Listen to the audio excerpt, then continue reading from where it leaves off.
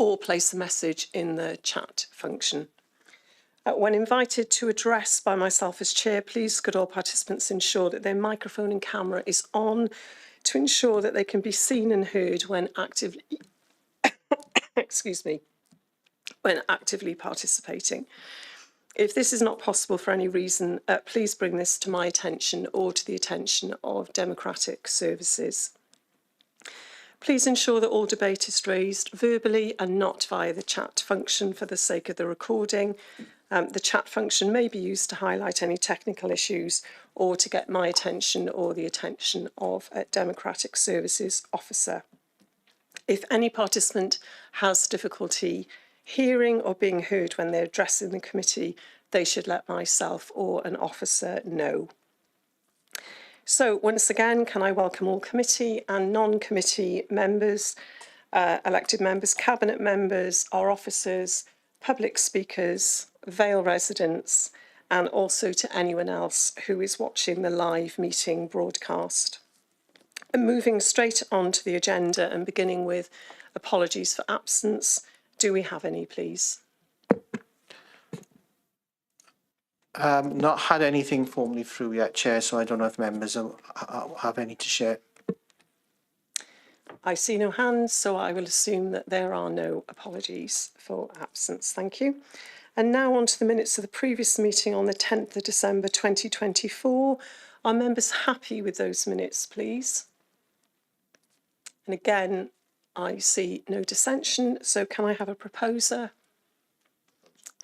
Thank you, Councillor William. And a seconder, please, Councillor Hooper. Thank you very much. And then on to declarations of interest. Are there any, please?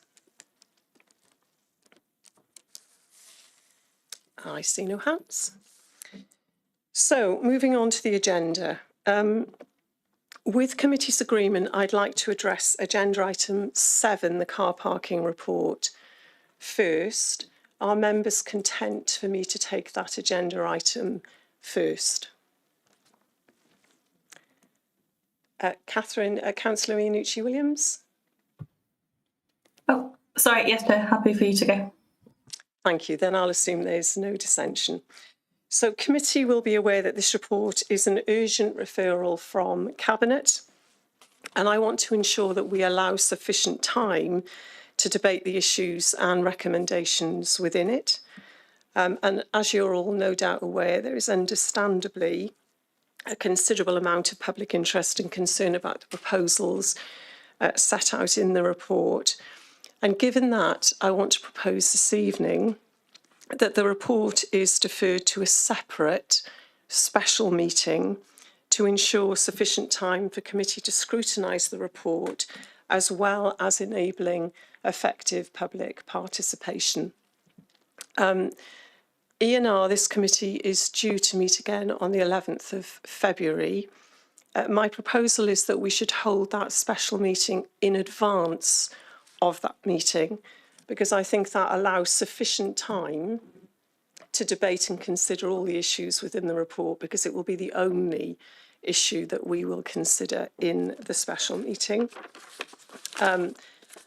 Looking at dates, given that the council agenda is quite busy, the 28th of January looks like the best date.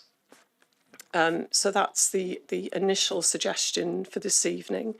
And I'd welcome comments from committee as to whether or not they're content for the item to be deferred to a special meeting. Councillor William, please. Yeah, thank you. Both Councillor Hooper and I also asked for this to be deferred for those very reasons, to allow transparency and democracy to be seen in action. People need time to be able to put their thoughts together and have their say on this. And of course, if it had been discussed tonight, the window for actually members of the public being allowed to speak on it would already have been closed before they'd even know about the event. So I'm totally happy to see this deferred to the 28th. I would propose that, or second your proposal. Thank you. Thank you, Councillor. Councillor Penn, please.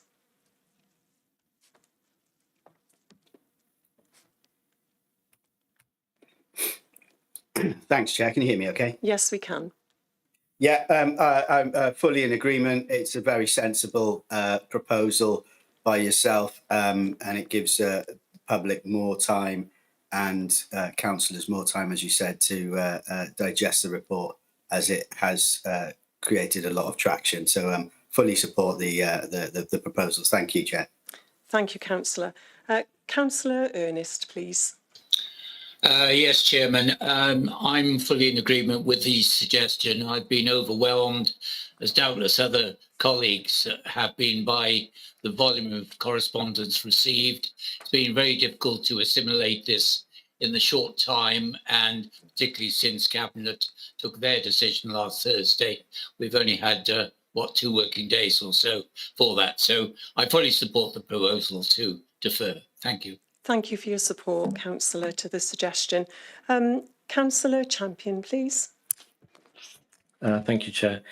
Yes, I agree with that as well. But what I'd also ask, if there is a proposal to actually close a car park, that some notice is put on that car park that gives the public access, or where they can access their, put their comments in. Yeah, thank you. So rather than just being on the website, that there's a notice, a QR code or whatever, and they can add their comments. Please do make that suggestion in the special meeting, Councillor, because there will be an opportunity to consider all the issues within the report. And obviously the proposal around the Court Road car park is just one of the proposed changes. So we'll take up those issues in that meeting. But thank you for your support for the deferment. Councillor Hooper. Thank you, Chair. Given the sensitivity of this particular item, it would be good to see a Cabinet member presenting the report alongside the officers. Sometimes I think in scrutiny we get officers, and actually this is a very political and politicised decision. So perhaps we could extend a request to the appropriate Cabinet member to join us in the room, perhaps alongside officers. That would be great. Thank you. Cabinet members are always very keen to be present whenever a report comes before scrutiny that falls within their portfolio. I would anticipate that the Cabinet member will be present. And the protocol for scrutiny is that once the report has been presented, Cabinet members have an opportunity to comment on it. I'm sure Councillor Wilson will be very keen to do that. And indeed, Councillor Wilson has just appeared on screen, and I will give you the opportunity to confirm or respond to that request, Councillor Wilson, before we bring in other councillors. And the answer is definitely yes. Thank you. Councillor Iannucci-Williams, please. Thank you, Chair. Yeah, I think the 28th seems good, as it gives time for people to get in touch with us. And also make sure that our residents know that if they do send us an email or get in touch in any way, that is something that will be listened to, and that sending us an email isn't a pointless exercise or getting in touch. So I think it's really good if we can have it as a special item meeting. Yeah, thank you, Councillor. As chair of the committee, I'm very anxious to ensure that members of the public have opportunity to engage fully within the debate. And although the timescales for this committee, because it was an urgent item, are within what's required within the Constitution, I think we can all agree that it's helpful to defer the date. But there are, Councillor Prothero also wants to come in. So Councillor Prothero, please do go ahead. Fully support a deferment for 2 weeks. Really pleased to see the public engagement. This is what we need. We need more of it. So really pleased to see it, and I'm looking forward to a good debate in a fortnight. So thank you. Thank you, Councillor. And Councillor Drake, please. I fully support this, and I'm not going to repeat what everybody else has said. So thank you very much. Thank you. I think that's almost all committee members. I'm not seeing any objections to that recommendation. Councillor Norman, please. Just to concur with everybody else, I'm quite happy with the debate on the 28th. Thank you very much, Councillor. I appreciate your support. And before we move on then to the formal recommendation, I can see that the leader has joined us and would like to comment. So, Councillor Burnett, please. Just to confirm also that alongside Councillor Wilson, I will be in attendance, and we look forward to going back over the guiding principles to do with car parking and charges in terms of its total history. So yes, very much looking forward to that. Thank you very much, Councillor. So we'll turn that into a formal recommendation for scrutiny, which is the report on car parking should be deferred from tonight's committee meeting to a special meeting which will be held on the 28th of January. I move that recommendation and would appreciate a seconder, please. Councillor Hooper, thank you very much. So that recommendation is agreed. Many thanks, committee members, and thank you to officers for your flexibility. So we now go on to agenda item 4, the report of the Director of Environment and Housing on bathing water quality at designated bathing beaches in the Vale of Glamorgan. To take us through this, we have Miles Punter, Director of Environment and Housing Services, and Colin Smith, Head of Neighbourhood Services. Welcome both. We're also joined from Natural Resources Wales by the Operations Manager, David Letelier. Welcome, David. And I believe online we have the Inland Bathing Water Lead, Geraint. I'm not sure if it's Weber or Weber, so forgive me for not knowing how to pronounce that. And then in the chamber, we're also joined by Jennifer Grubb, who is the Environment Advisor and Stakeholder Manager from Dŵr Cymru, Welsh Water. So welcome all of you and thank you for joining us this evening. I understand Dŵr Cymru have a short presentation for us, but Miles, I wonder if you wanted to position the issues first, please. Thank you. Thank you, Chair. Yeah, committee will be aware that we last took a report on bathing water quality in April 2024. So we've been working with colleagues from NRW and DCW, Welsh Water, since then, seeking to improve water quality in the Vale of Glamorgan. This report shows a slight improvement to the position from the samples taken in 2023. So in 2023, and figure 2.3 in the report refers, there's a table there. We had, of our 8 beaches, we had 3 excellent, 1 sufficient, 2 poor and 2 good. At that time, we were the only 2 poor beaches designated in the whole of Wales. And I believe there's 109 or 110 bathing beaches in Wales in its entirety. So it was disappointing, but they were newly designated beaches. And the period of sampling is over a 4-year period. So if you do have a bad few samples in the first year, it does affect the figures quite considerably. So we're hoping for improvements in 2024, and we've got that. We've got 3 excellent, which are the same 3 as before. 1 sufficient, which is Watchtower or Watch House Bay, which has gone from poor to sufficient. We now have 1 poor, not 2, and 3 good. So the remaining poor is unfortunately Ogmore by Sea, and that now is going to have the signs advising against bathing again during the 25-26 bathing period, which is disappointing. So it's an improvement, but there's still some way to go.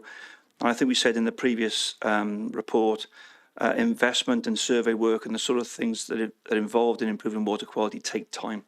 So hopefully with committee there's a recognition that there's no real quick fix here. It's a period of time working on things that are affecting bathing water quality to improve that quality.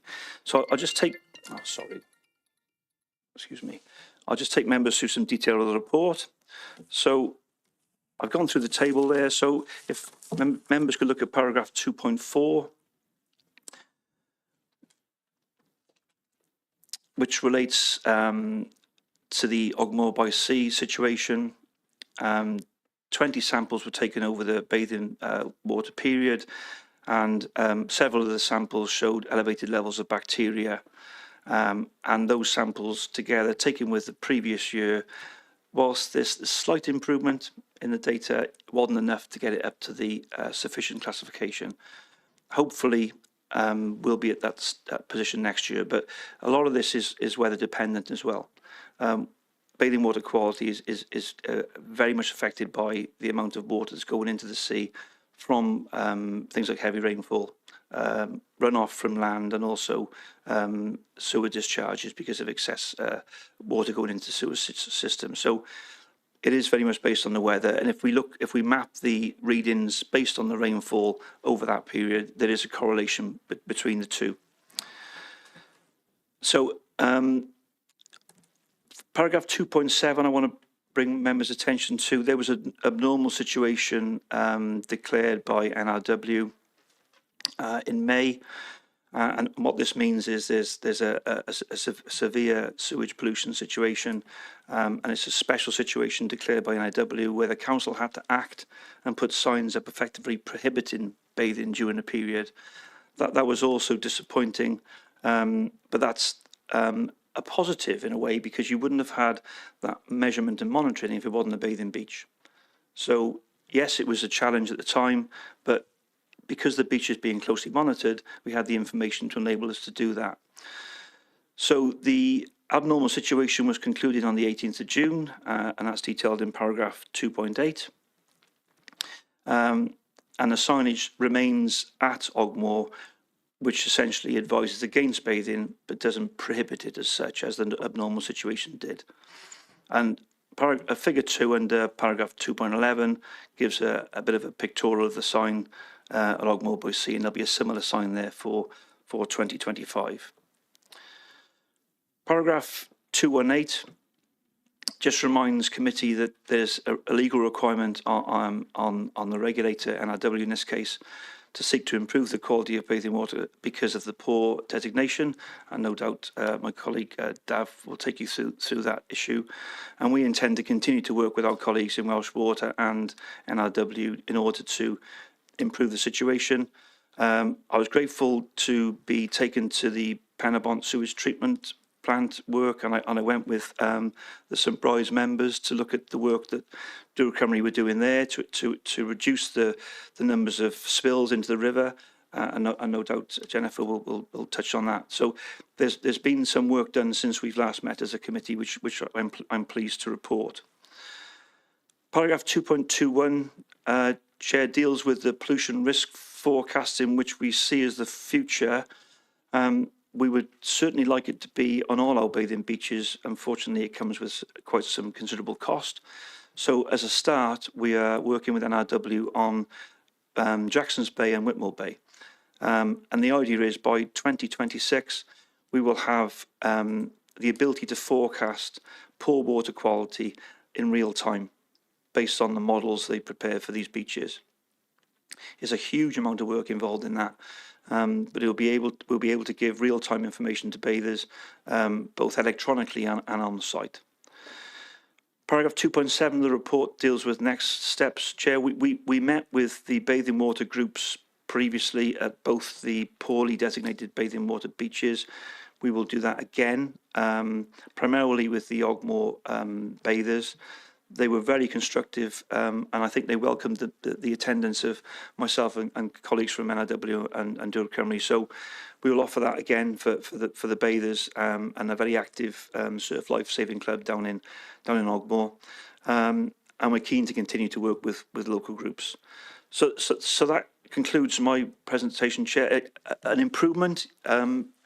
Unfortunately, there's only 2 poor designated bathing water beaches in Wales, and we're still one of them. We're not both of them. So there's a slight improvement, but we still have some way to go. So I'm grateful for my colleagues and their efforts. Since they last attended this meeting, they've been nothing but helpful. But I recognise that a lot of the work they're doing requires significant investment and takes time. Thank you, Chair. Thank you very much, Miles. Jennifer, I believe you have a presentation for us, so we'll take that. If it's next. okay, I was going to suggest that Dav goes next, if that's okay. And then anything that we feel he's not sufficiently covered, I can jump in with some slides, if that's all right. I do have the slides ready to go next. That's fine. Do you have a presentation, Dav? No, you're just going to talk to us. That's fine. Over to you. Thank you, Chair. Yes, I think anything that I don't cover in terms of Welsh Water and that aspect, then Jennifer can do that. So thanks very much, Chair. Thanks very much, everyone, for the opportunity to give a bit more information about what we're doing in terms of bathing waters. So to give you a picture, Wales-wide, we've got over 100 bathing waters in Wales. Most of them are excellent, 75 of them are excellent, 28 are good, 5 sufficient, and 2 non-compliant, as you were saying, miles. 1 in North Wales, 1 here, Ogmore by Sea. So overall, the picture is a positive one across Wales. And what we need to remember, I want to sort of accentuate that point that you were making, Miles, is that it takes time for improvements to actually take effect, and investment to be made for improvements to take effect. And for Ogmore by Sea, for example, this has been designated only in the last 2 years. So anything that's been done or any investment that is being sort of made now will take some time to come good. It will come good, as we can see that, across the whole of Wales, the overall picture is a positive one, but it does take time. Before going into Ogmore by Sea, if I make a couple of points in terms of the Barry locations, as Miles, you were saying, we are collaborating and delivering a project to sort of predict and forecast bathing waters. They are to basically inform bathers on a day-to-day basis. To do that, we have to draw up some models, and to draw up the models, we have to do extensive sampling, sometimes every day, sometimes every hour. So we could create a picture of what it was like. And one of the things that struck me is that the variability of the bathing water quality throughout a day is quite changing. So that sort of gives us an idea of the challenge. And I think it is accentuated by the fact that most of the bathing waters we're dealing with in this authority are urban catchments. Okay, and that's the tricky bit. So 1 minute they could be good, and another minute they could be not as good, so to speak. But it's pleasing to see that all the bathing waters around Barry are now at least sufficient. It has shown an improvement. However, I am wary of that variability, which, it keeps us hostage to fortune sometimes a little bit.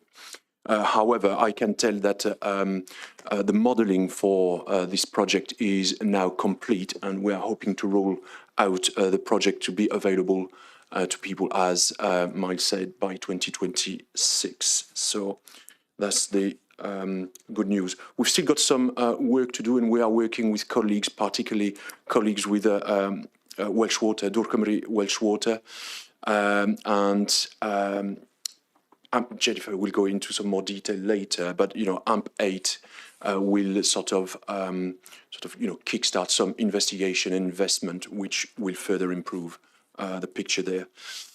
If I move to Ogmore by Sea, so this is the one that is poor, classified as poor, so effectively failing, where that means we've got to have those signs and not encourage people basically to use these bathing waters. We're obviously disappointed. It's not a surprise. It was a bad year last year, and some of the samples that we had last year would have made it very difficult, even if we had a perfect year this year, to have a better classification. However, it has been a better year, but there are still quite significant failures on some of the days.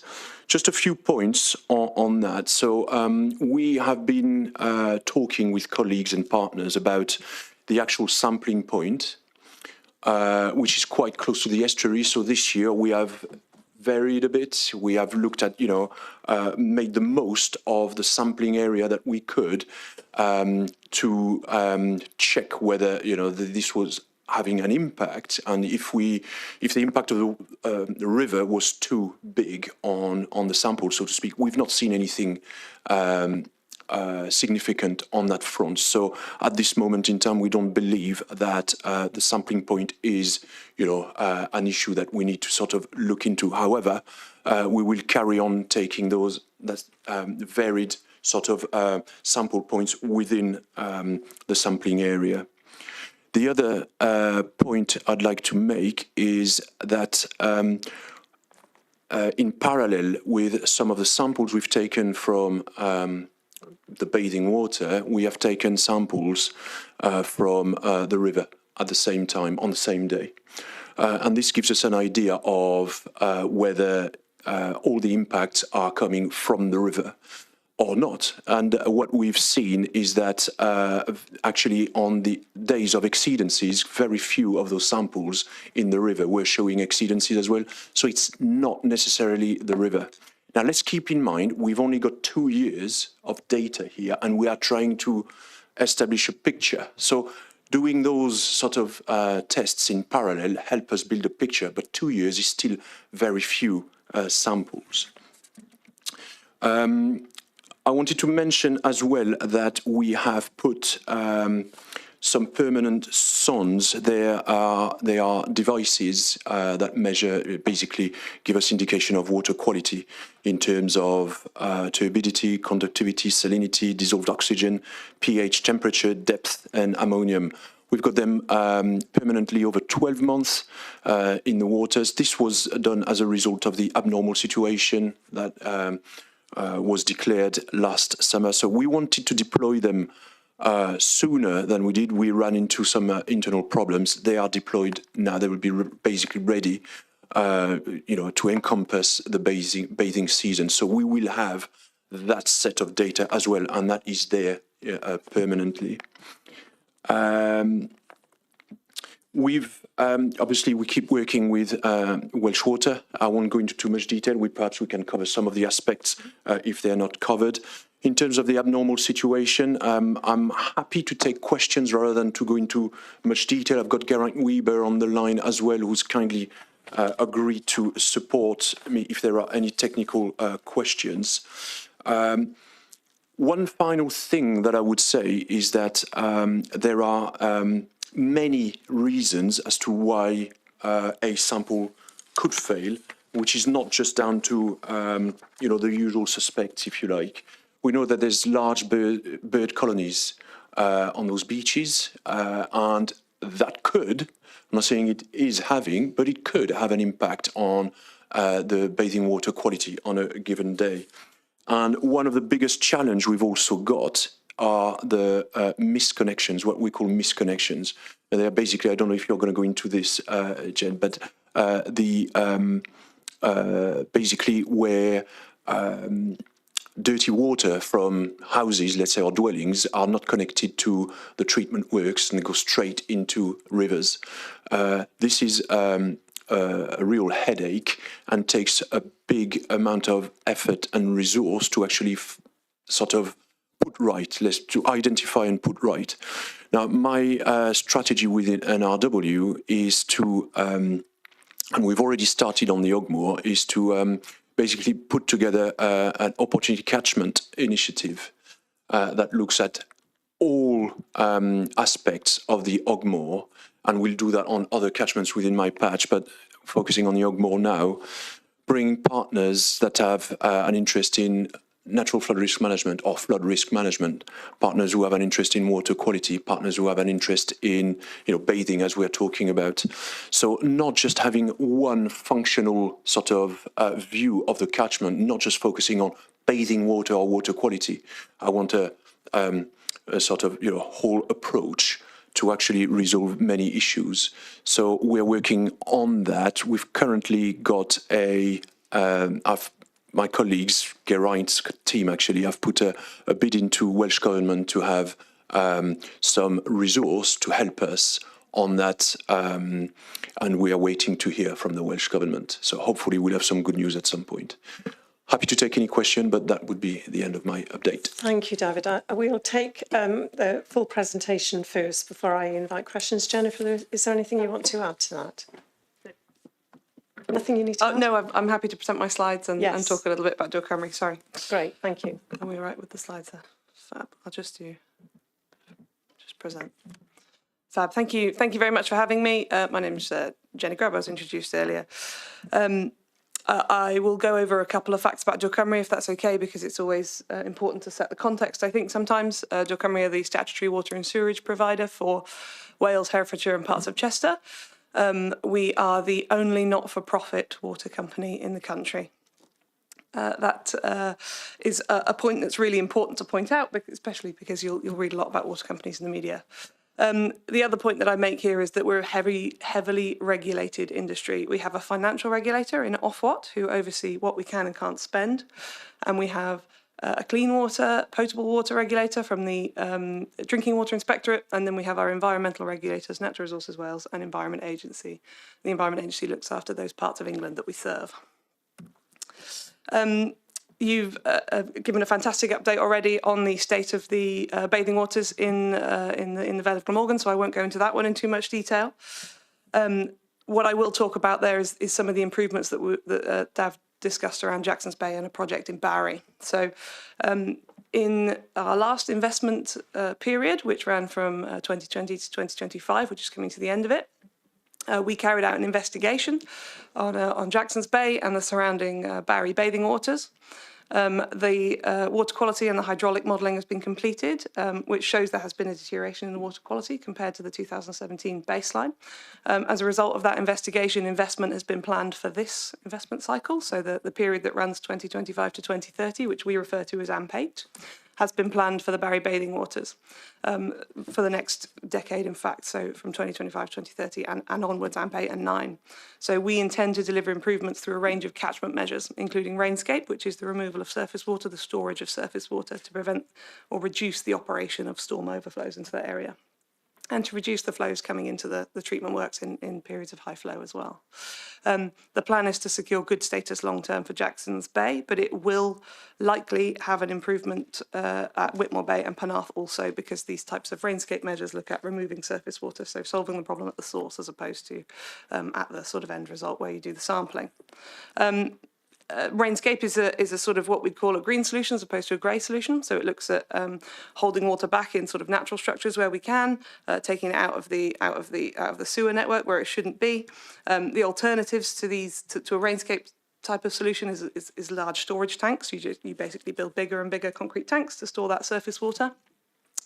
Which in Barry would be very difficult to find a location to put an enormous storage tank, and the high carbon cost, the high financial cost, and actually they're less resilient solutions, because as we know, you would just need to build a bigger and bigger tank when you start dealing with climate change and the change in our weather patterns. So the more sustainable thing to do is to take that water out at the source. Ogmore by Sea has been again discussed at length, so I won't go into too much detail on there. What I will say is reiterate what Dav said about the newness of its designation. So as we've seen from the example I've just given about Jackson's Bay, we had a water body not meeting the standard that we'd like it to. We'd like it to stay a good status consistently. So an investigation was carried out by Dŵr Cymru, and they can take quite a long time depending on the depth of that investigation. It can include, sampling on the boat to update our coastal models. It could include, some of them even go into sort of DNA sampling, so working out if we're talking about avian indicator organisms or human, is it coming from a wastewater treatment work? So they can be quite in-depth investigations. So we need to do that investigation first to work out where to target the investment for the next cycle. And that's a really key point that I'll make. We need the designation first, then the investigation, and then we can target our investment in the right place. And it's one of the reasons that's been mentioned twice already. Investment can be slow to sort of show those results, but it's because we want to make sure it's going into the right place. And I say that as well, coming from a not-for-profit water company, it's our customers' money. We want to make sure it's spent really effectively on the issues that concern them, and in a way that's going to bring results for them as well. So Ogmore by Sea has been identified for a bathing water investigation, and we'll be commencing that relatively soon. It will be in this investment period, and that has been confirmed as well. We don't know the depth of that investigation yet. Once we start gathering the data, we'll see how much detail we need to go into, or whether it seems, sort of fairly obvious after the first few samples. But we will investigate until we come up with sort of a result that will help us get the bathing water up to a good status if we possibly can. There is a storm overflow at Ogmore Penabont wastewater treatment works at the treatment works there. It did operate 6 times during this bathing season in 2024, and that was with 99.9 6% coverage of our data. So our monitor was online with no signal interruptions and recording data for 99.96% of the bathing season. So we're pretty confident it was it was 6 spills. Obviously, that's one short of our sort of our target, which is 5 for a trigger exceedance notice on that works, which means we have fallen short, but a vast improvement on the 11 operations on the last bathing season. So there is work going on at the treatment works to make sure we're running that works as best we possibly can. I won't go into this in too much detail either. This is around the river quality in the Vale of Glamorgan as well, where we talk about factors other than bacteria. So we'll talk about the health of the river in terms of dissolved oxygen and fish populations and phosphorus and that sort of thing. So that summary slide is available if anybody would like to do it. But I think there's a real focus on bathing waters today rather than sort of the wider environmental picture. So I think I'll move on if that's okay with everybody. I'll talk briefly about storm overflows, and I think it's very important to set the picture of what a storm overflow is and why they exist, because they have had a lot of attention recently. On the screen, you'll see a diagram of sort of how one of our combined sewer operates, and you'll see the picture there with the houses and the rainfall, and also the toilet. You'll see that the water, the grey water from the grey water and the sewage from that toilet there is going into a pipe in which also the rainwater is coming off the roofs of the houses and draining from the streets. So that's what makes it a combined sewer. We have both wastewater going in, but also rainwater. And when they were built, they were, they were the standard because you had the rainwater to cleanse your sewers, and they were 100 years ago just piped straight into a river. Obviously, that doesn't happen, anymore unless we can. Not treat at the full capacity at the works. So we have these combined sewers. It also has a sort of a cross section which shows sort of how a storm overflow operates. So when we have very extreme rainfall situations, when we have too much of that surface water, of that rainwater going into that sewer, there is limited capacity within the pipes, and there would be too much pressure, and without a release into the environment or without a pressure release somewhere, it would likely pop a manhole or come back up into your house. So storm overflows exist to relieve the pressure on the system when there's a large amount of rainfall. Now, it's not an ideal system at all, and since about the 1970s, separate sewers has been the standard for new housing developments. So when we talk about a Victorian sewer system from 100 years ago, people say, well, you should have fixed them, they're 100 years old. They were being installed as standard until about the mid-70s, and if you think about the age of the housing stock in Wales, it means there's quite a lot of them. So as I say, the standard now is separate sewer systems, but we do have to deal with this legacy of combined sewers. That is why they exist. Okay, this is the number of storm overflows in the Vale of Glamorgan catchment, and the amber are the ones that are currently under investigation as some of our sort of high spillers. So there are 74 storm overflows within the Vale of Glamorgan catchment. In 2022, when we began our sort of prioritisation investigations, 7 of those spilt an average of more than 40 spills every year, and so have been put through and had their investigations completed within this investment period. 6 out of those have come back as low, very, very low or no impact on the environment. We're carrying out environmental impact investigations, obviously, on those high spilling storm overflows to prioritise our investment. So we're looking at targeting those that are impacting the environment first for investment to reduce the impact. There are 67 that in 2022 had a lower average of below 40 spills, but that has crept up with some of the wetter weather. We had a very wet season in 2023, hence the bathing water results as well. So there are now 24 that are going forward for investigation. 16 of those will be new investigations because obviously 8 have already been investigated in the last investment programme. So going back to the theme that I said earlier of designation, then investigation, then investment. What does that look like? I'll just skip ahead for a minute.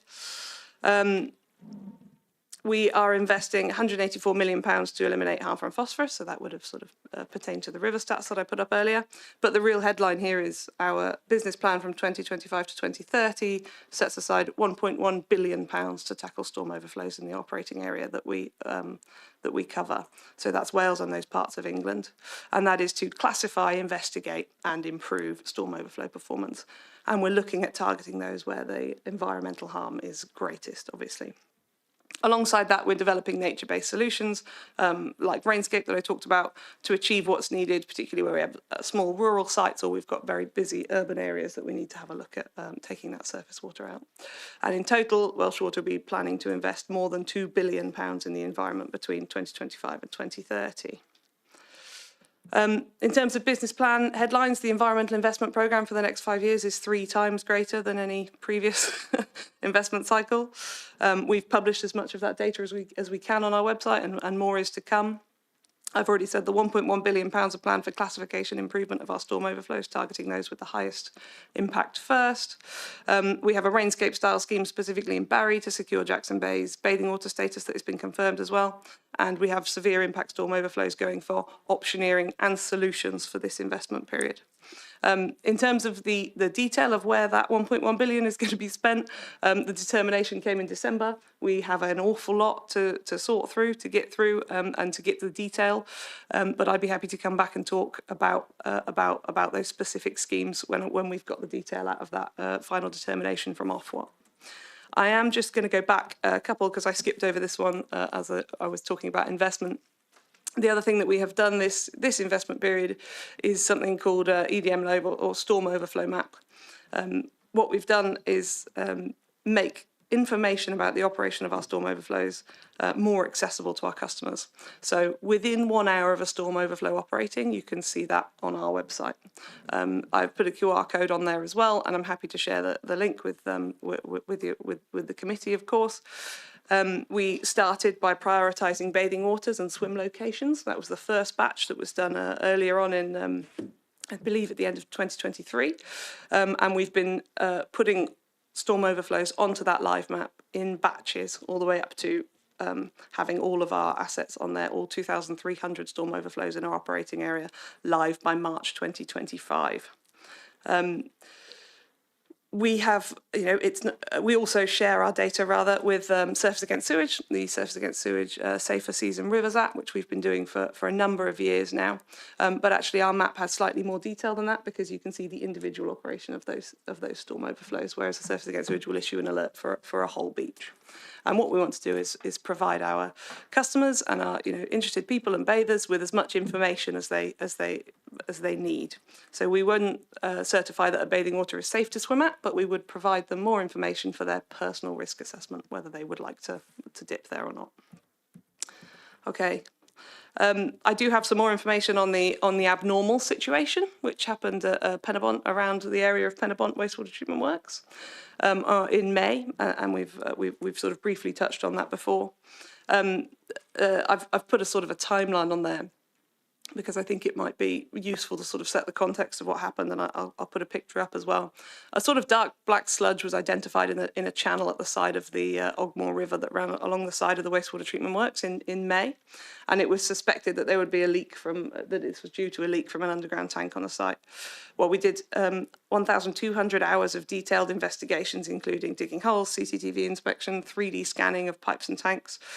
We had samples sent to universities, we had environmental consultants on site, capital partners. We mobilised an engineering force as well in case it was a leak from one of our tanks, that we could make sure we had enough storage capacity to turn that part of the works offline and fix whatever issue was. We roped in our aerial services team, and obviously operations were working really high. We used more than 1,000 pots of dye to try and trace that leak, put it into our wastewater treatment works, and the pictures are fairly shocking, so I'll bring that up as well.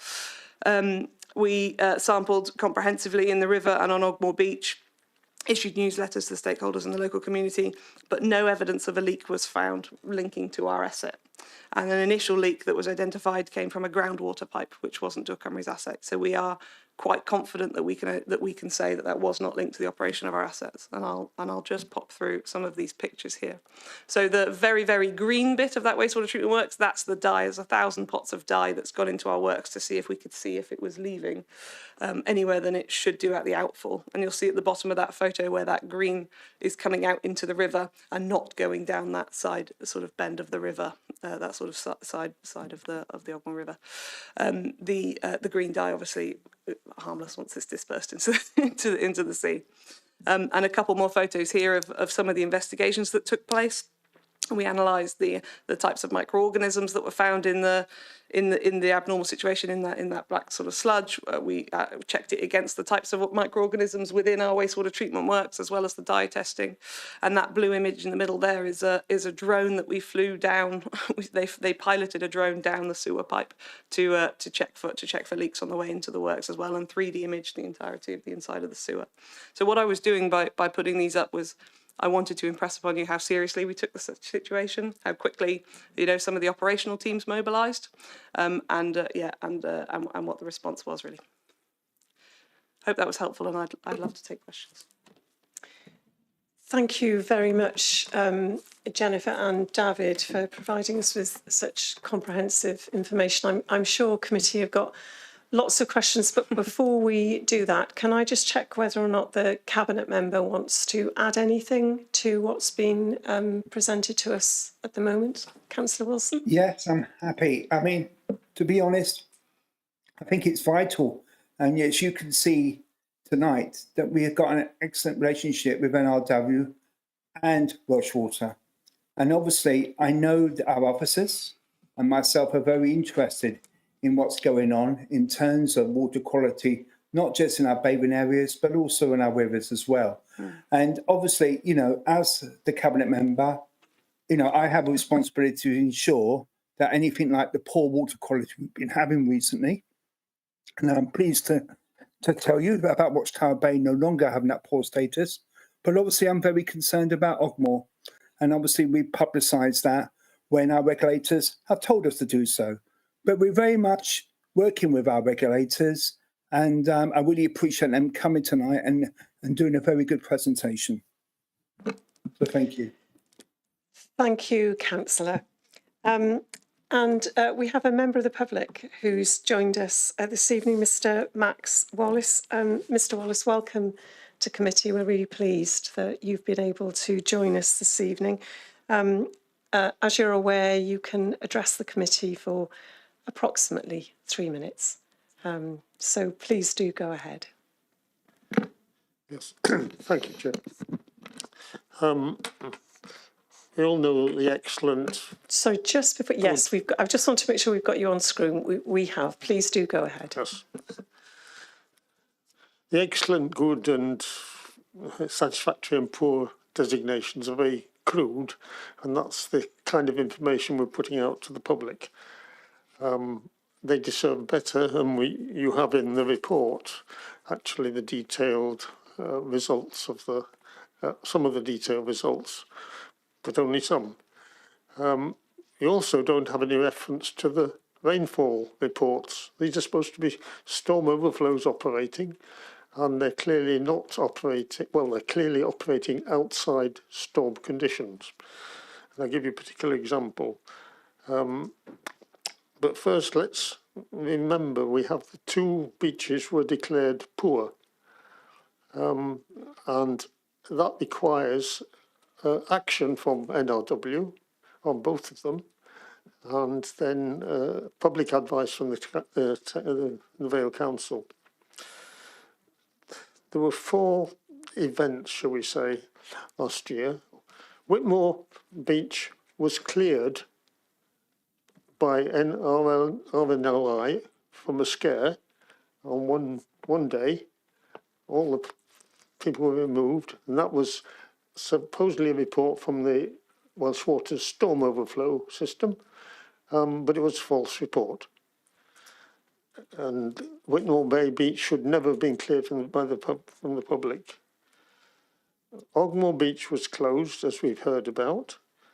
NRW gave no evidence that they'd followed the procedure, which has to establish there was a very likely effect at Ogmore Beach, 2.5 kilometres away. They never established that. It was a false alarm, as we've heard from Welsh Water, who were very good in investigating it. They knew it was a false reading. Well, it didn't come from their sewage works late in May, and yet Welsh Water, NRW did not lift the ban the abnormal situation declaration. They did not lift that until the 18th of June, as it says in the Welsh Water reported. There was no explanation why they took more than 18 days to accept Welsh Water's result on that. It was a misuse of the bathing water regulations for them to declare and then keep on that ban on Ogmore. And of course, businesses suffered because of this ban. Watchtower Bay Beach was cleared last year, and it's not explained why. The obvious reason is that Welsh Water did not use the sewage discharge from the short outfall from the NAP. For the first season, there was no discharge from the NAP short outfall. It all went down the long outfall, and that should be learned as a lesson why obviously it didn't affect the beach. Mr. Wallace, forgive me for interrupting you. You're coming up to 4 minutes, so can I ask you to draw to a close? Okay. Thank you. Well, quickly, there was a discharge on to the Penarth beach from the Kimmin overflow. We told them that it was happening during dry periods, and eventually Welsh Water investigated in September, October, and found there was a fault in the controls. That fault was the cause of pollution there. It was an incident that NRW were not informed about, but the Vale Council was informed about. The Vale Council was told by Welsh Water that it was a fault. They didn't tell NRW, and it's not recorded as a fault. So no action has been taken. And we want action taken over these false, over the sewage discharges, which we know are happening, and they just passed by. Thank you, Mr. Wallace. Just to remind committee members that we're not able to ask Mr. Wallace any questions, but were there any points of clarification that anybody wanted to raise, any committee members, in relation to Mr. Wallace's statement? No, I don't see any hands. Oh, sorry, Councillor Champion, please. Do you have a point of clarification? Yes, he said we, but I'm not sure who we are. I think if I'm interpreting your question correctly, Councillor Champion, I think that relates to your final comment, Mr. Wallace, where you said we want this to be addressed, we want this to change. And I think Councillor Champion is asking you to clarify who is the we. Yes. Well, I'm talking on behalf of Friends of the Earth in Barry and the Vale. Friends of the Earth of Barry and the Vale. Thank you very much. Thank you. Any other points of clarification, please? Councillor William, did you want to come in? I think that the questions raised by Mr. Wallace will probably be answered anyway. Thank you. Thank you very much. Thank you. Thank you, Mr. Wallace. You can switch your microphone off. Thank you very much. And now can I invite any, are there any non-committee members that want to come in with questions? And then I'll invite NRW and colleagues from Welsh Water to respond before I bring in committee members. Any non-committee members with any questions? No. In that case, can I invite colleagues from Natural Resources and Do Cymru to respond to the issues that have been raised so far, and then I'll invite committee members to come in with any questions. Yeah, sorry, can I invite Geraint Weber to address the points made by Mr. Wallace in terms of NRW declaring the abnormal situation, please? Yes, please do. Mr. Weber, please go ahead. Hello, am I coming through clearly? Yes, you are. Yes, we can see you and hear you. Oh, great. Thank you. Yeah, and thanks for giving me the opportunity to come back. I mean, just to clarify, our requirements in terms of the bathing water regulations, and an abnormal situation is set out in the regulations as an event or combination of events impacting a bathing water quality, which the appropriate agency would not expect to occur on average more than once every 4 years. Now, the regulations don't really provide any more detail than that in terms of declaring an abnormal situation. Natural Resources Wales themselves have interpreted that and then integrated it within our response to pollution incidents, within our incident response manual. So, on the day, the decision was taken on the basis of risk. As Jenny described, Welsh Water themselves responded very rapidly, as did NRW's officers. But of course, at the time, it does take time for evidence to be gathered and to be analysed and interpreted. And following our own internal guidance, we needed to take a decision quickly, because we knew that there was only a short distance of travel between this reported incident and the bathing water downstream. And we knew that this was a site which is used by many recreational bathers, surfers, etc. And so on the basis of risk and our understanding of the incident, an abnormal situation was declared, and then we worked with our partners, such as the local authority, to ensure that the signage was put up.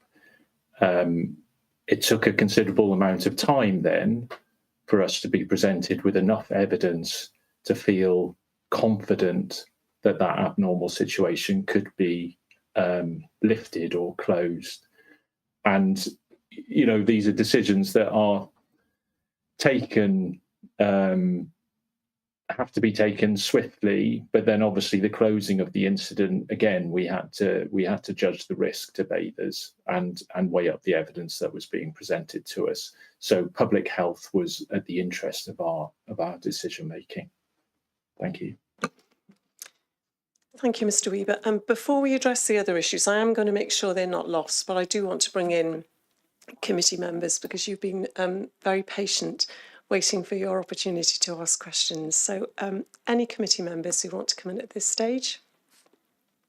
Any questions or issues? Councillor William? I just reserve the right to come in later, if that's okay. You don't have to reserve the right, Councillor. Okay. You can speak now and ask. That's very kind of you. I'll bide my time and come in later. Thanks. All right. Well, that's not the way we operate in scrutiny. You're able to come in at any point and ask questions. Councillor Penn, please.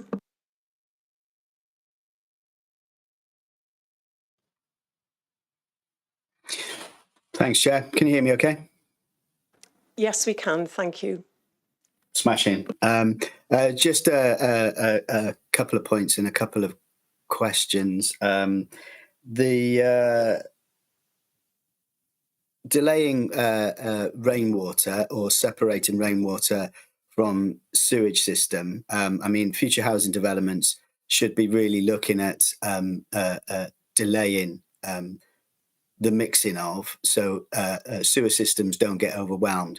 So if as I see with a lot of projects, buns and scrapes and those types of things are being used to store surface water, so sewage systems don't get overwhelmed, that would be a really good way to stop sewage systems being overflowing and then discharges happening. I think just going on river, some of the issues that were raised on rivers, I think a lot of work needs to be done working with Welsh farmers on farm runoff. They do add a lot of nitrates to the water, which severely affects biodiversity by raising algae levels, which depletes oxygen. And those do have a serious effect on river qualities, which is water quality. We do extract some or some places extract water for drinking water from rivers. This is treated, but that needs looking at. And it was just, I was looking at the chart on river conditions. My experience of the River Ely doesn't quite tally with the graph that was put up. It was up quite briefly before we moved on. It said, I think the River Ely had poor for condition. My experience of the River Ely's biodiversity would disagree with that. Having witnessed the wildlife and the fish stocks that live in it, otters, kingfishers, water voles, grayling, which quite often are the first to suffer from pollution levels. I would just like a little bit of clarification on how the Ely and other rivers water quality and biodiversity, etc., was looked into. Thanks, Chair. Thank you. And before I ask for a response to that, can I take any questions or comments from Councillor Champion, please? And then we'll take those first few questions together. There's a website called Top of the Poops, and it states that the Vale Glamorgan was polluted by sewage 1,753 times in 2023. Lasting 18,133 hours. And my other point would be on Ogmore, the fact that it's a bathing beach now, which basically says 2 years ago everyone was getting away with it because the beach has been there for a long time. Thank you, Councillor. Would somebody like, I don't know who wants to pick that up. Yeah, Jenny. So there's something I think from Councillor Penn around how the water quality and diversity in the rivers is being identified. There was also a comment about engagement with farmers about farm water runoff, and then clearly Councillor Champion's raised concerns about incidents. Absolutely. Thank you. If I may start at the beginning as well, am I allowed to respond to the sort of the comments from earlier as well? Would that be acceptable? Yes, please do. Okay, I've made a note, and there are a couple of really important points that I'd like to address. So, in terms of the, you spoke about some specific events, Whitmore Beach being cleared by the RNLI about a miscommunication. That's a completely fair criticism, and something that my team are working on improving for the last couple of years has been the communication lines in reactive incidents between Natural Resources Wales, RNLI, who have responsibility for the public bathing, and Dŵr Cymru, as well as public health within the local authority. So we host now pre-bathing season workshops wherein the lifeguards and lifeguard supervisors, as well as Dŵr Cymru operational staff and NRW's operational staff, meet to discuss how we're going to handle the communication, throughout the bathing season, and to ensure that we have things like 24-hour contact numbers in response to incidents, so that something like that doesn't happen again. So it's a completely fair criticism, and what we're doing is making sure that we get the right information to the right people, so that something like that doesn't happen again. I will investigate the NAP long versus short sea outfall. That's a point that I've made here to take back to the company. In terms of the Penarth overflow sensor, there was a failure of that sensor. One thing that I would like to put in terms of context around the recording of data within sewers is that these are pieces of technology that must broadcast a signal back to an operational data center and be processed, but they're pieces of technology, they're sensors that sit in a sewer and are bombarded by wastewater, during high flow, but also, in general, they have to be very robust, and sometimes technology does fail. And the best thing that we can do is draw that to our attention as quickly as possible, and hopefully our live storm overflow map is going to help us to respond to those incidents much quicker, and make sure that they're sorted. So I completely understand the comment, and we are looking at installing, as robust technology as we possibly can. And there's a new sensor going into Penarth as well. But maybe just a little bit of context around the fact that these are pieces of digital technology that have to sit in a sewer pipe and broadcast us back a signal at all times, and sometimes they do fail. There was also a question around the separation of waste and surface water flows in terms of new housing developments, and I totally endorse what was said. I believe there is a statutory duty now on new developments to install sustainable urban drainage systems, SUD systems. There we are, getting a nod. Meaning that, you know, new developments shouldn't be adding to the peak flows that are going into our sewers at any point anyway, which is a really important point to make. We're not going backwards on these systems. What we need to do is retrofit in places housing from pre-1970s time with the surface water removal. And actually it ties in to what Dav was saying earlier about misconnections. We have misconnections of people who've accidentally connected their household waste into a surface water line, a separate surface water line, which can be a cause of pollution. But we have it the other way around as well, where we're supposed to have a foul-only sewer when people have accidentally or on purpose connected their rainwater into that as well. So we have misconnections going in both directions, which can cause issues for pollution. We might have storm overflows that, you know, we're operating very infrequently, that actually they've had a whole host of new surface water connections into them, and now we are getting peak flows into a sewer that was not designed for it. So that is an issue, and it's something that we'd like to work with the local authority on and with Natural Resources Wales to identify misconnections and fix them. It's a complicated issue because it involves so many agencies. We can help identify them, but if they're not going into our surface water line, then we can't remove them. Even if we do find them, we often can't remove them. We often can't force people to remove them. So there are a number of subtleties around misconnections that require really good partnership organisation, a sort of organisational partnership, and we're looking to do that with the local authority and with Natural Resources Wales.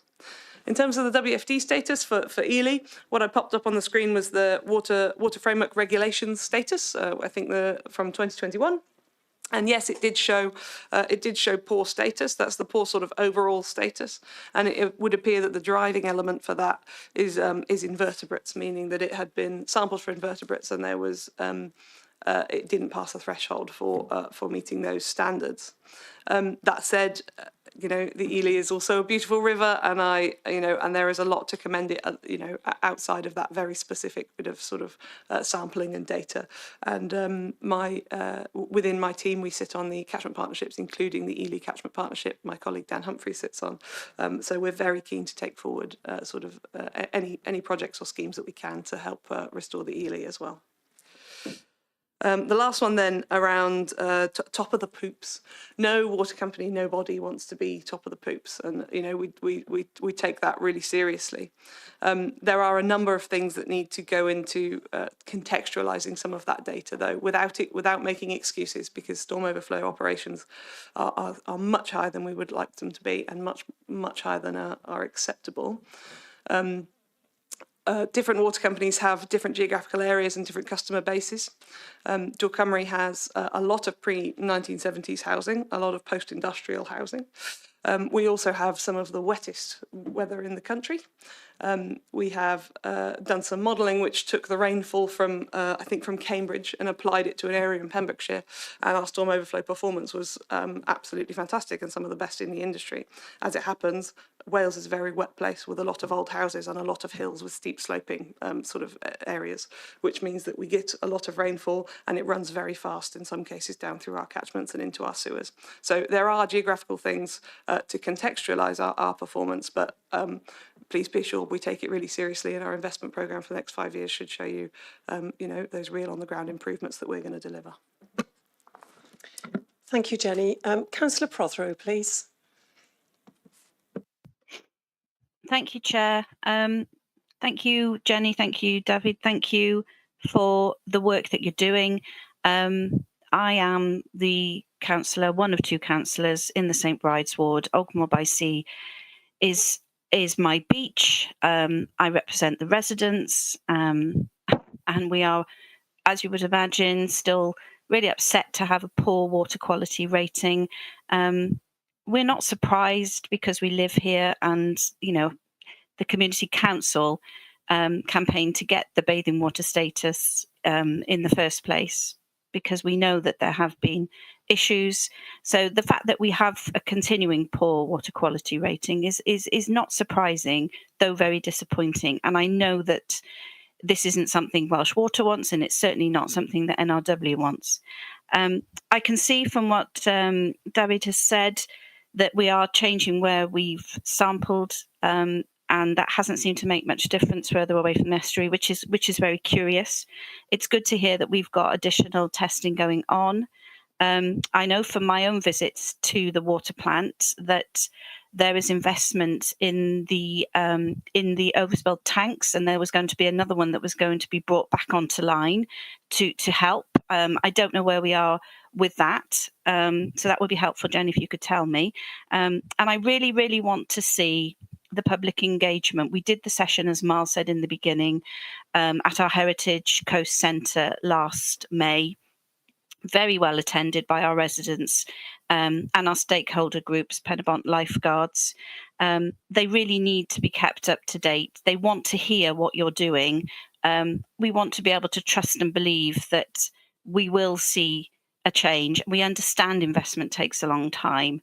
We're on the second year of a poor quality rating, and I'm really hoping that you will be able to share with us as it happens the changes, and we will see them in the end.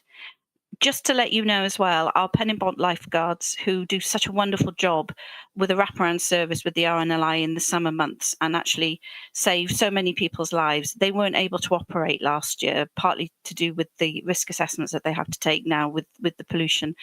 That is another risk for us, and risks to the lives of the people, the thousands of people who come here on a really hot summer's day to enjoy this beautiful spot. So we really want this to be resolved as fast as possible for all people concerned. The last thing I would just want to say is that we understand the shared responsibility, and that's a responsibility for all of us and as residents in looking at the amount of water that we use, the amount of water that goes down the plug hole, which just adds to the problems, and certainly with the rain, which will never stop falling, because this is Wales, and that's part of the reason why it's so beautiful here, because it's green. So if Welsh Water would like to actively campaign the support they give to homes to help them reduce the water that they use, more than happy to support that. If you'd like to come out and do some sessions with our residents as well, I think that would be brilliant. But thank you, and we continue to work with you and look forward to seeing a good quality rating in the next year or so. But thank you very much. Thank you, Councillor. So a specific question around whether or not the extra tank that was discussed when councillors visited previously, whether that is back online. And Mr. Wallace raised a question about our overflows operating outside of storm conditions. So I think it would also be helpful in line with that to address that question. I mean, Jenny, I think it's the first time you've been to committee, but hopefully you've got the very clear messaging that we are really concerned about the continued poor water quality at Ogmore. You spoke about the fact that investment takes a long time, and I think everybody understands that. But residents don't want to be in the position where water quality is still poor in the Vale over the coming years. And so I think, we are looking for reassurances around that. And as Councillor Prothero has indicated, there is a willingness to engage on the issue and a request for more public engagement so that members of the public are aware about anything they can do to help alleviate the situation, but also so that they can fully understand everything that your organisation is doing. So if you'd like to respond to those issues, thank you. Absolutely. Thank you very much for bringing it up. I'm grateful to be invited to committee to talk about this, to be honest, because it's obviously an issue that concerns us as well. I have completely got the impression, I understand that this is a concern to both the committee and to your constituents, that the Ogmore being at poor is something you're really concerned about. That said, investment takes time, but not just investment. Investigation takes time. I've talked a lot about our assets and our response to that and our planned investment coming up. But the really key part that we need to do within this cycle is to investigate the causes of that failure. So it may be that it's around storm overflows operating. It may be that it's due to diffuse runoff from the land somewhere. It could be due to, Dav referenced that, the bird population. What we need to do is establish where that bacteria is coming from and then target investment to resolve it. So I understand we all want to see quick improvement. That's absolutely critical. But what we need to do is understand where it's coming from first. There is already UV treatment on the back end of our wastewater treatment works, meaning that we are disinfecting the wastewater, with ultraviolet light before it goes into that bathing water. We need to investigate our storm overflow operations, absolutely. But the most important part for me is to understand where it's coming from. It could be that it's not the treatment works, it's further upriver. It could be our assets, but further upriver. The most important part is to get a detailed understanding of what's causing that failure in that bathing water. And I believe that point would be echoed by NRW. Sorry, there was a second part to your question that I can answer. Do you need me to remind you of it? Yeah, thank you. So it was also about our overflows operating outside of storm conditions. Promise I wasn't avoiding that one. It's the second time it's been asked. Yes, bluntly speaking, and Welsh Water is committed to being open and honest. There are times when storm overflows are operating when they absolutely should not be, and that is part of what we need to improve. I put some statistics up around those that are operating more than 40 times a year. Operating more than 40 times in a year is what we consider a high spiller, and those are the ones that go straight through for investigation. So where we're looking at prioritising those that are impacting the environment first we've taken a cut of those that are high spillers and operating outside of the conditions that they should do. Then we are investigating whether that is having an impact on the environment, and those that are having the most severe impact will be prioritised for investment first. But I will not deny at all that storm overflow operation isn't where we want it to be, but we're working on it. Thank you. Councillor William, please. Thank you, Chair. I and Councillor Hooper represent the Barrick ward, which covers Jackson's Bay, Whitmore Bay, Watchtower Bay, and Coldnap Bay all the way to Porthcurry. So I very much welcome this report, but I also welcome the fact that, for example, Mr. Letellier talked about an holistic approach. I welcome what Jennifer has said about feeding stuff back. I mean, your enthusiasm is brilliant, it's infectious, and it augurs well for the future, because I really do welcome this dialogue. I've got a lot of points that I was raising, but I will continue to raise them, but I think they're all summarised by the fact that you are taking measures, and that those measures will basically be in place between 2025 and 2030, and it's then we'll see the real stuff done. But before then, of course, you've got to identify where the problem is, before then determining what sort of investment you're going to have, and then to do something about it. But to encapsulate, Mr. Letellier, you mentioned being a hostage to fortune. And what I meant with that resonated with me was that we've seen a slight improvement in a couple of beaches. And my first question was whether this was just something that happened because we didn't have quite as much rainfall, or were there any actual measures other than monitoring being done to improve it?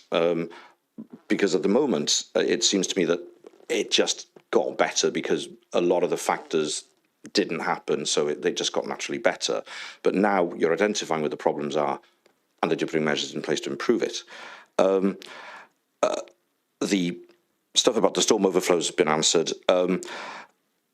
And Ogmore, it was a big surprise for me, because I'd always been led to believe, I've lived here all my life, that the narrower the entrance is, that the more time, it takes about 70 years to clean out by Coldnap, for example.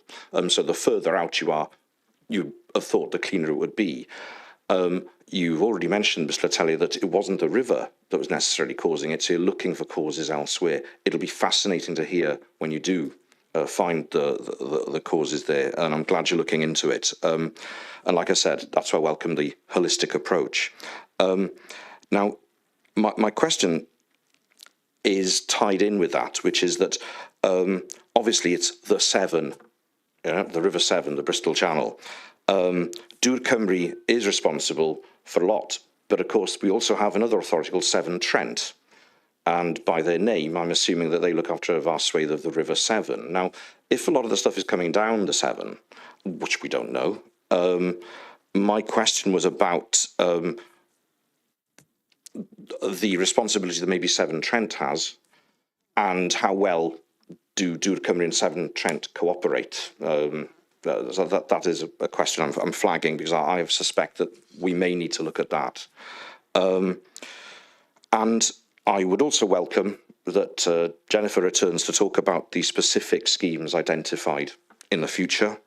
It's also great that you're talking with Surfers Against Sewage. And also, could you report the findings about the NAP, you know, that Mr. Wallace raised about the long and the short outflow?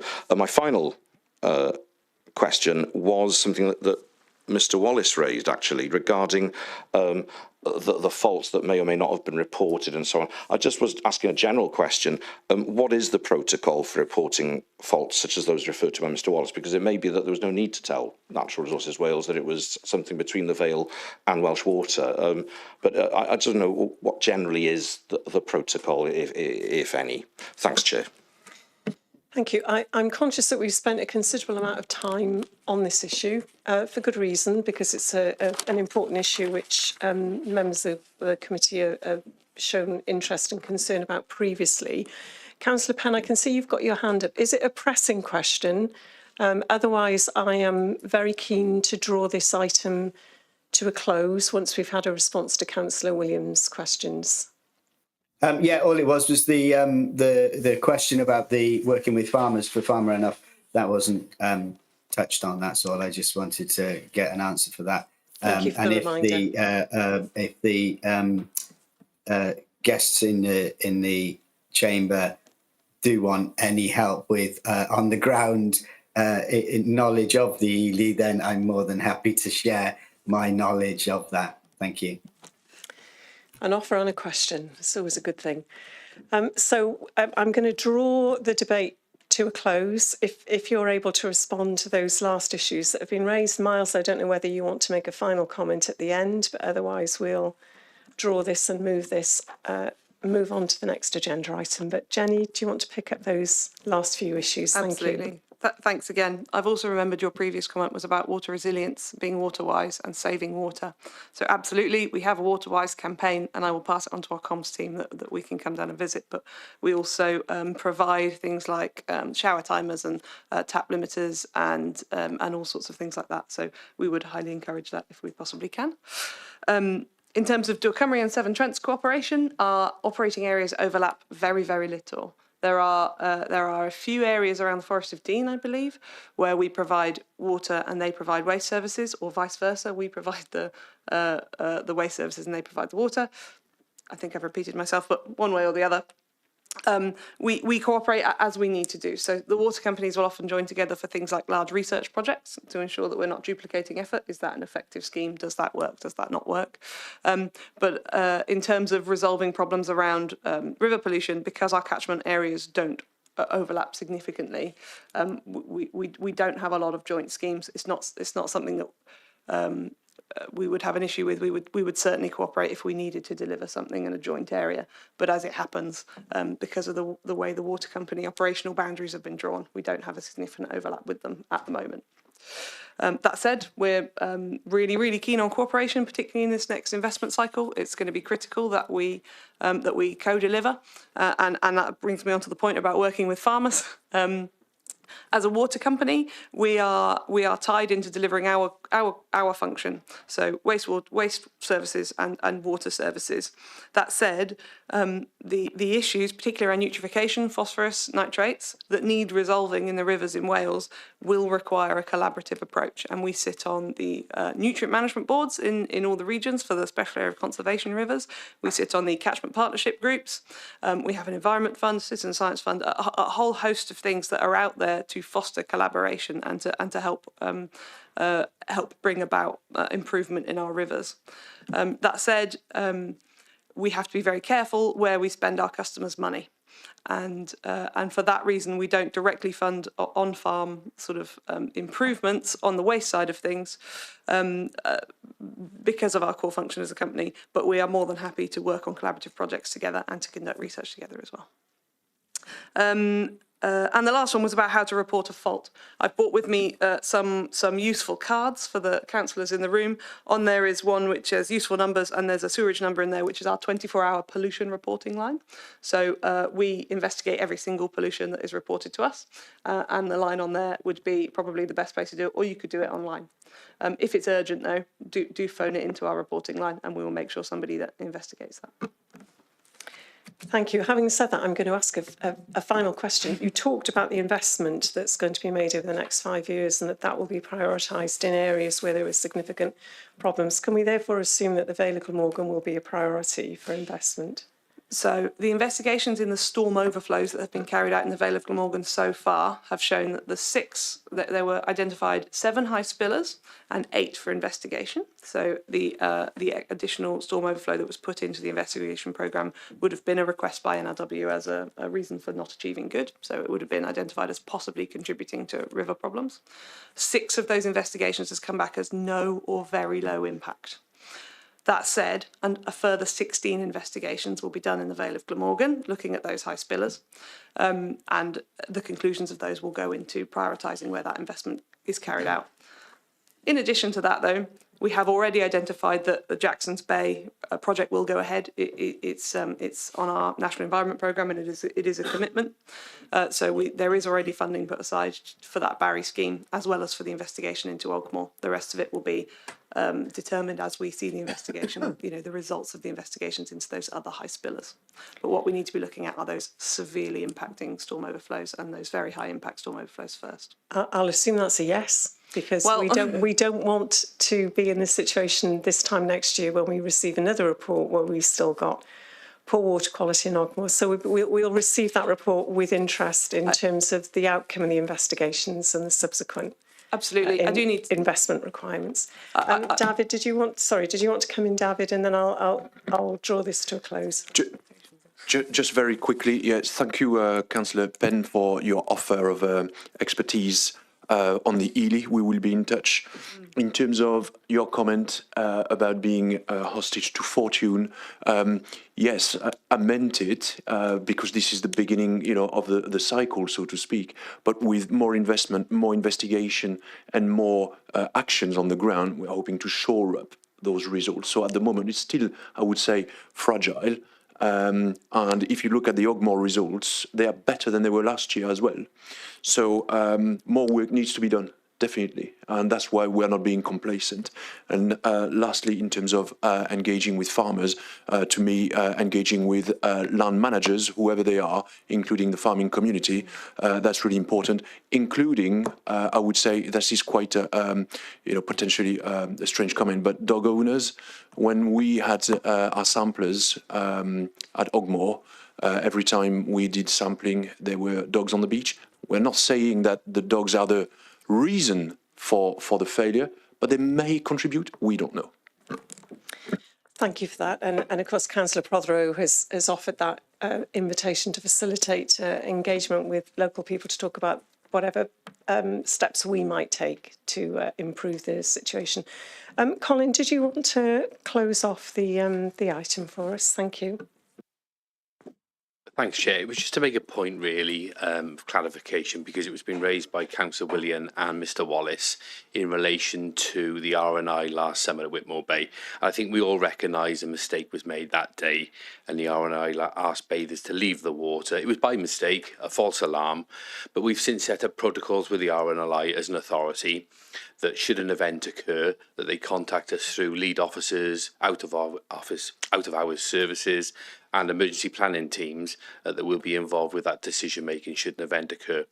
And it's an opportunity now. We have those large signs on beaches and bathing waters, which are quite graphical, and there are links on there with QR codes, etc.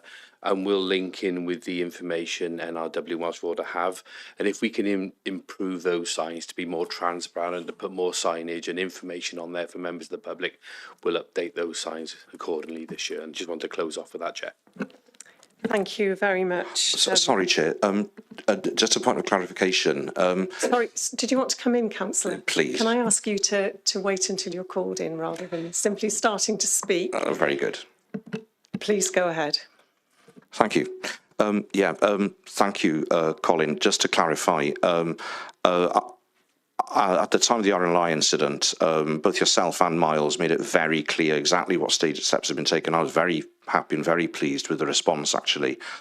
No, my question was about just the general protocols that Mr. Wallace raised about, say a fault was reported at the come-in, and what was the protocol? Did that need to then be reported to the Vale, to Welsh Water, to Natural Resources Wales, or what? That was just a general question about that. But no, regarding RNLI, I think the response to the Vale Council was pretty good, actually. Thank you. Can we take that very, very briefly then, because I really do want to move us on the agenda. Protocol. Yeah, thanks, Chair. I think we'll take that away because it really depends on who's spotted that event and where it's reported. Some members of the public might report that straight to NRW or Welsh Water, or likewise they may contact the council, or if we've got information on those notice boards, we can go provide the links directly. So I think it depends on who's reporting it, but I think we just make the information clear on notice boards at all the beaches. Thank you, Colin. And thank you, Jenny, for bringing the cards with you. Can we also make sure, officers, that information is circulated to all elected members so that all members are aware of the point of contact should there be concerns? Thank you, everybody. I think that was a really helpful debate. We're very grateful to you for your time, very grateful to you for joining committee again. So just to move on to the formal recommendation from the report, which is that committee notes the recommendation and the arrangements proposed to assist in improving bathing waters at designated bathing beaches in the Vale of Glamorgan. I move that recommendation. Councillor Hooper, you'll second it. Thank you very much indeed. So thank you for your time, Mr. Wallace. Thank you also for joining us. You're very welcome to stay for the rest of the committee, but equally, please feel free to go and enjoy the rest of your evening. Thank you very much. And we move on to agenda item 5. This report concerns the Project Zero update. It includes a number of recommendations for committee to consider, and to take us through this, we're joined by Susanna McWilliam, who's the Programme Manager for Project Zero. Welcome, Susanna. I believe you have a short presentation for us, so over to you. Thank you. Thank you, Chair, and you're going to share the slides from your end, so I'll just wait for those to come on the screen. Thanks very much. So this evening I'll be presenting the Project Zero biannual report. So on to the next slide, please. So over the next few slides, I'm going to present some of the report highlights. I'll talk you through some of the top line activities across the council from the reporting period, which was April to September 2024. I'll talk a little bit about our carbon emissions, which were reported in this period, the emissions for 2023-24. I'll present on our resources and also briefly on the work of the Public Services Board. There are a few appendices to the report. I'm not going to go through those in detail, but I'm really happy to take any questions on those, and some I may need to take back to colleagues. So next slide, please. This is a reminder that Project Zero encompasses work across the whole council to tackle the climate and nature emergency and work towards our target as an organisation. That's to be net zero by 2030, but also towards the county-wide target of reaching net zero by 2050. Next slide, please. So some of the highlights from the report, looking at our challenges 1 to 18, 1 to 4, I should say. We have 18 challenges at all across our climate change challenge plan. Looking at challenge 1 to 4, there's been the embedding during this period of Project Zero into the draft corporate plan. This has reflected the consultation responses and strengthened one of the 5 key objectives in the corporate plan, which is to respect and celebrate the environment. During this time period, we've also engaged with climate and nature community groups across the Vale, and the communications team have built this into our Project Zero online hub communities page. This is raising awareness of these groups and making it easier for Vale residents to connect with local groups. Our Place team have managed external funding from the UK Government Shared Prosperity Fund, and this has provided grants to community groups and businesses to undertake decarbonisation measures. So, for example, in this period, solar panels have been funded for the Alexandra Gardens Community Association in Barry. The Energy and Decarbonisation team have secured a grant to do more work in community centres, building on the work done in the previous time period in community centres in Barry, Roos and Lantwit. So other community centres are being assessed for suitability using this next tranche of funding. Moving on to the next slide, please. Some of the highlights for challenges 5 to 12 include progress on our EV infrastructure. So the transport team have supported the Cardiff Capital Region rollout of EV chargers across the Vale. There are 22 new charging bays have been identified, and these will be in place by the end of the financial year. Our active travel officer continues to support schools, and this has been a very busy period with almost 900 pupils undertaking national standard cycle training and more work outlined in the report. In neighbourhood services, recycling officers have been working directly with residents through our housing teams and housing associations to cut fly tipping and waste in key areas. Waste officers have also been running an engagement programme in schools to raise awareness of recycling. Planning colleagues had previously commissioned feasibility work to determine whether all new buildings should be required to be net zero in the construction and operation within the replacement LDP. And actually, since this reporting period, Business Cabinet have resolved to support this approach, so that will be taken forward. In relation to nature and biodiversity, which is clearly embedded in our Project Zero work, our Countryside Services team continue to deliver the Restore the Thaw project. In this period, 200 water voles were released into the River Thaw, and there's been widespread engagement and activities around the project. The Porthcurry Country Park has received support from the Woodland Investment Grant Scheme. They'll be looking to improve biodiversity, woodland management and access. That'll start in the new financial year. And the Vale Local Nature Partnership continues work across the community, schools and beyond.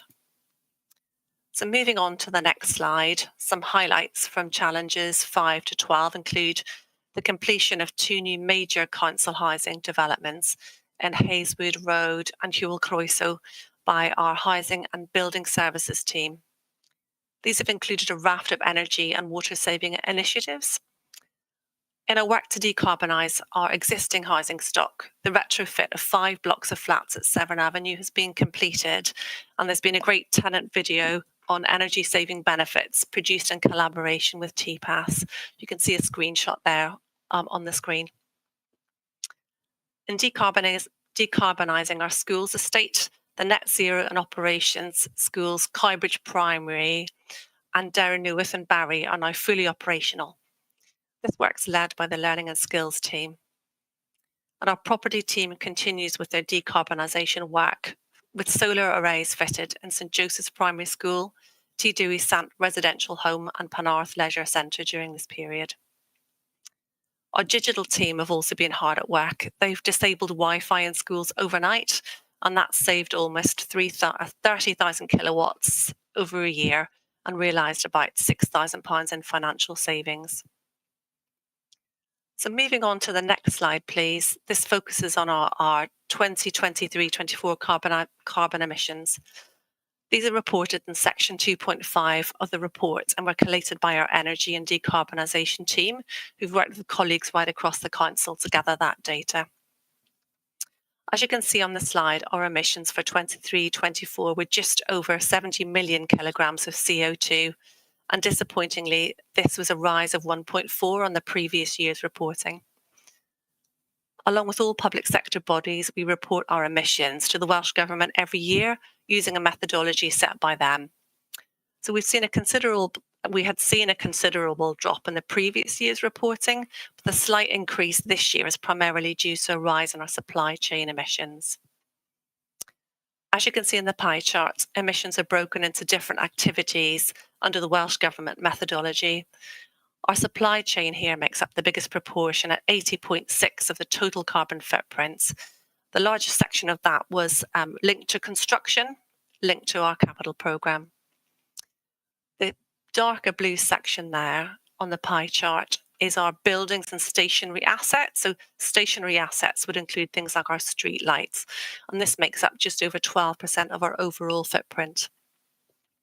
Within this, we saw a drop in gas-related emissions and a rise in electricity-related emissions, and we would expect to see this as we move away from gas across our property. And in the same period, some good news was that our PV renewable energy generation capacity increased, and this now provides around 5% of the council's total electricity consumption. As you can see, the smaller orange section, transport made up 6.8% of our overall emissions. This is a mix of fleet and our mobile equipment, along with emissions associated with our home working and our staff commute. So we've been reviewing this data and the details underlying our Project Zero board and with teams across the council, and it'll support the work being taken forward by the Carbon Management Plan, which was ratified in December. So moving on to the next slide, please. Section 2.6 in the report looks at the resources used for moving the Project Zero work forward. Much of the work reflected in this report is actually resourced within existing capacity and supported by established internal budgets and annual capital funds, for example, the street lighting conversion to LED. External annual funding pots also support the work, including from the Welsh Government, for example, the active travel funding and funding for the school's building project, for transport and for our council housing. In addition, there's some time-bound UK government funding pots, such as the Shared Prosperity Fund, and the Welsh Government Assets Collaboration Programme has enabled projects such as the installation of the air source heat pump at Ysgol Glamorgan in this period. Works planned under the capital programme have been listed within the report and will be managed by the property team. And Section 106 funding continues to be used by our Section 106 officer to support decarbonisation and biodiversity enhancements, such as safer travel routes and planting projects. As well as this, a grant has been secured from the Welsh Government Energy Service for £23,000 for 7 new vans, and this will fund the difference in cost between diesel and electric vehicles. I'm moving on to the last slide. Finally, the Public Service Board Asset Management and Climate Emergency Group meets quarterly and brings together all PSB partners. Work in this period included the co-development of a Nature and Climate Charter to strengthen the previous Climate Emergency Charter, and this will highlight the role of nature, and laying out partners will demonstrate progress. So that just comes to the end of the slides. If you're happy to end the slideshow, we can take any comments and questions. Thank you very much, Susanna. Any questions or comments? Councillor Hooper, please. Thank you, Susanna. And I'm going to make a similar, I don't know whether the last time you came and presented to our committee, we talked about the resources, and I'm going to make the same point probably, and the same question. I'm not sure you'll be able to answer it, or maybe a cabinet member will be better to answer it. But you've talked in the report about not needing to utilise the reserves this year because of pressures on council budgets. And I'm really concerned, despite there's a lot of good in this, we're doing a lot of good work, but I'm just concerned that it's not really touching the big problem that we've got and whether this is making real progress. And just to put it into context, the National Energy Service operator wrote a report for the UK government recently and talked about a quadrupling of resources needed in order to be able to achieve clean energy by 2030. A quadrupling of resources is not what we're seeing here. We're actually seeing a lessening of resources. And I'm concerned that we'll end up just doing small things that are good, but not actually solve the problem in front of us. And I just welcome yours, or perhaps the cabinet member's response to that point. Thank you. Thank you. I'll leave for a cabinet member to come in if they would like to. Yes, thank you. Councillor Wilson, please. Yeah, I'm happy to respond to Councillor Hooper's point. I mean, obviously, one of the things that we obviously got to be maximising is renewable energy sources. Now, obviously, we had a bit of discussion about this last night, Councillor Hooper, when you talked about air source heat pumps and how expensive they are. But in reality, a lot of air source pumps can get grants for it. They also use renewable sources of energy from electricity. And yes, they can cost money, but if they're rightly installed, I have been reliably informed from quite a few sources that, in fact, in many cases, they can be 50% cheaper to run than combination boilers. Now, clearly, that is one of the things that I know that we're trying to install some of it, but also it's things like insulation also helps as well. And I think that is something that we are doing significant amounts of work for. Also putting solar panels on our buildings, for example, we've got them in the Alps. And obviously, we are also here as a facilitator as well to encourage the private sector and other areas of the public sector to follow our lead in terms of Project Zero and declaring a climate emergency. So I think we are doing quite a lot of good work here, but admittedly, we can't quadruple resources. It depends how you define resources as well, because that is something that we could spend 3 or 4 hours to discuss. So thank you. Thank you, Councillor. Any questions or comments from anyone else, please? Susanna, can I ask you a couple of questions from the report, please? Do we have any timescales for progressing the local energy plan? And also timescales for seeking planning permission for the Brompton bike lockers? That's something that we've discussed previously in this committee. Thank you. Can I just check if Marcus is still on the call, as he was going to answer these? Marcus, I'll let you step in. Welcome, Marcus. Thank you. Thank you, Chair. Yes, in respect to the local area energy plan, it is worth noting that the focus of that plan is on 2050 rather than 2030. It is a plan which is aimed at supporting businesses, communities and others to achieve the 2050 target. The plan itself has been drafted. Where we currently are is considering how that plan can be supported by the council in the current budgetary position. We're going through that budgetary process, as we're all aware at the moment, and we will have more clarity on how the local area energy plan can be supported, probably beyond the current budget discussions. So I can't update really any more on that particular item at this stage. In respect of the Brompton bikes, it's worth noting that I understand planning permission has been, let me just bear with me, 1 second. The planning permission for the bike locker at Penarth train station has been submitted a few weeks ago, and that is being progressed. The locker has already been installed at Barry Docks Interchange, and some members will have seen that. The other 2 lockers for Barry and Penarth can't be ordered at the moment because we are waiting for Network Rail to sign the paperwork, although we are being supported by Transport for Wales in this, and we are hopeful that Transport for Wales will facilitate the signing off of the paperwork for the lockers to be located on the Network Rail property. So the permissions are all in. The authorisations are just required from Network Rail to actually install them in Barry Station and Penarth Station.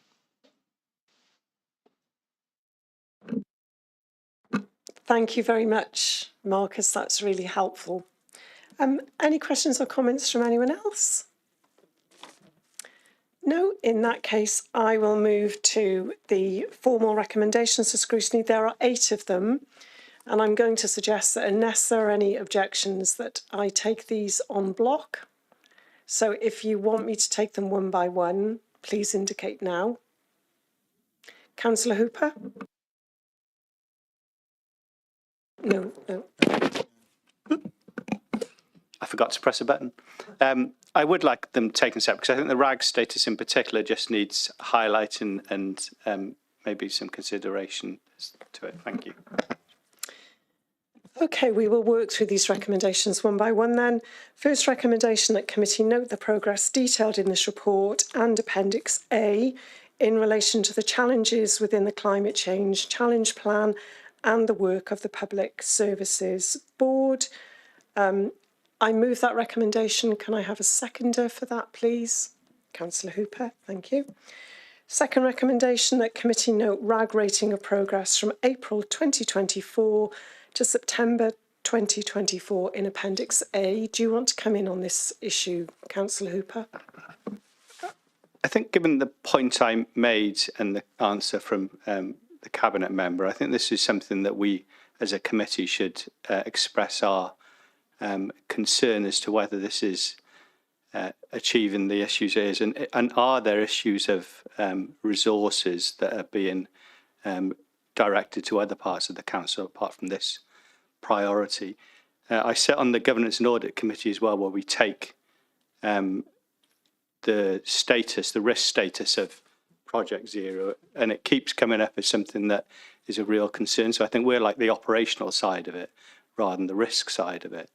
So I think we should express this committee could express some concern as to the strategic priority given by this council.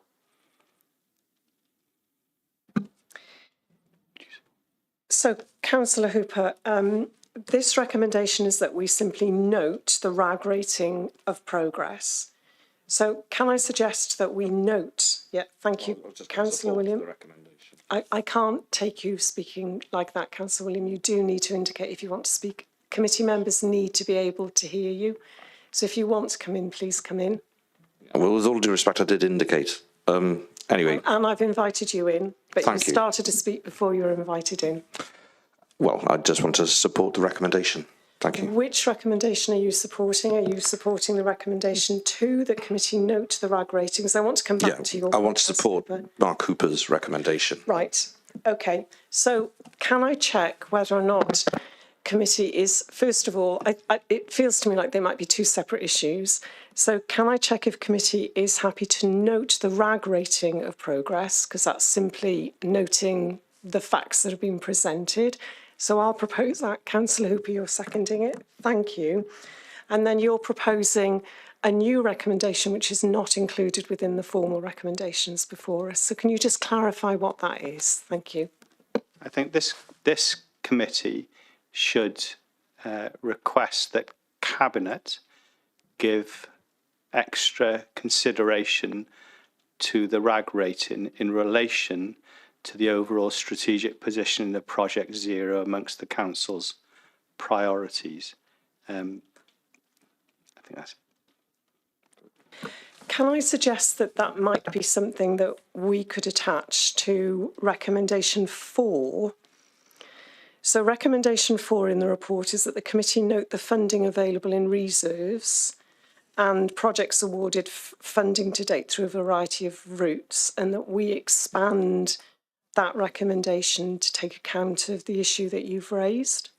Yeah, so the wording would be that the committee note the funding available in reserves and the projects awarded funding to date through a variety of routes, and we've got to work on the wording, and that committee requests more information from Cabinet about the strategic priorities and resources going forward. Officers, are we happy to capture that in recommendation 4? Yeah, that'll be fine, Chair. We've also got on here recommendation number 7 about referring any comments back to Cabinet as well in tandem with corporate resources, so we can tie in with the both.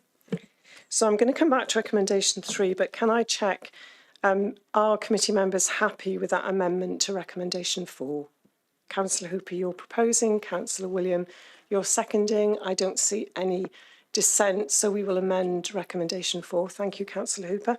And then we come back to recommendation 3, that the committee note the Council's carbon emission for 2023 is reported to Welsh Government at section 2.5. Happy to note. Thank you. And unless there are any other issues, I'm just going to run through the final recommendations. If any committee members want any amendments or have any concerns, please just indicate. Otherwise, we have recommendation 5, that the committee note the updates on the Public Services Board work to tackle the climate and nature emergencies. That the committee note the corporate performance indicator data for 23-24 as relevant to Project Zero at Appendix C, and the relevant results from the Let's Talk survey at Appendix D. That the committee refer this report and any comments to Cabinet to be considered alongside the comments of the Corporate Performance and Resources Committee, who will consider this report this month. And that the committee recommend to Cabinet that this report is distributed to all elected members, members of the Public Services Board, and all town and community councils for their information. So can I move recommendations 5 to 8? And Councillor Hooper, you're happy to second. Thank you very much. Many thanks, Susanna, for your time this evening and your patience while we considered the previous agenda item. Thank you. So we move on to the final agenda item for this evening, agenda item 6. This is the third quarter scrutiny decision tracking of recommendations and the updated work programme schedule. To take us through this, we have Mark Thomas from Democratic Services. So over to you, Mark. Thank you. Thank you very much, Chair, and thank you very much, Committee. This is our regular quarterly update based on the current situation on our decision tracking, on recommendations and the updated work programme schedule for this committee, Environment and Regeneration. I'll just take the committee through some key points of the report, which includes progress on scrutiny recommendations, decision tracking.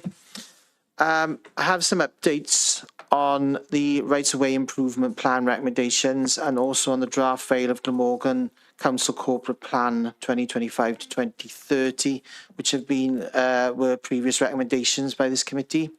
So just to start on the rights-of-way recommendation, bear with me a second, I'll just bring that up.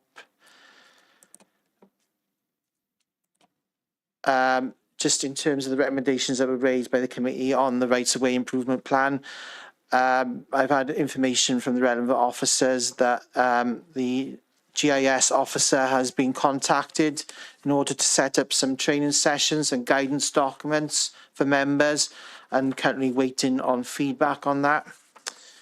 The relevant officer is also going to be speaking with the web editing team to ensure that the current reporting system is prominent on the website for easy access. He will try to locate and publish a guidebook so that elected members and the public are aware of landowners and authorities' responsibilities.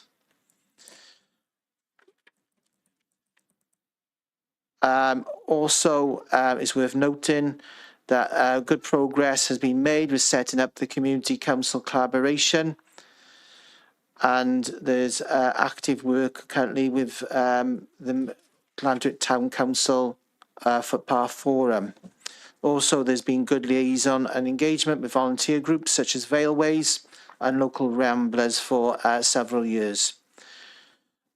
Also, the Rights of Way team actively attend and engage with various strategic council forums, such as the Local Actors Forum, LAF, and the Glamorgan Heritage Coast Advisory Group. Just turning to the other item, which was around the draft Vale of Glamorgan Council Corporate Plan recommendations. On that, just as a way of general update, consultation on the draft plan closed on the 8th of December, and officers are now currently working to consider the feedback received and to revise the plan prior to further consideration by the Corporate Performance and Resources Scrutiny Committee and Cabinet in February and Council in March.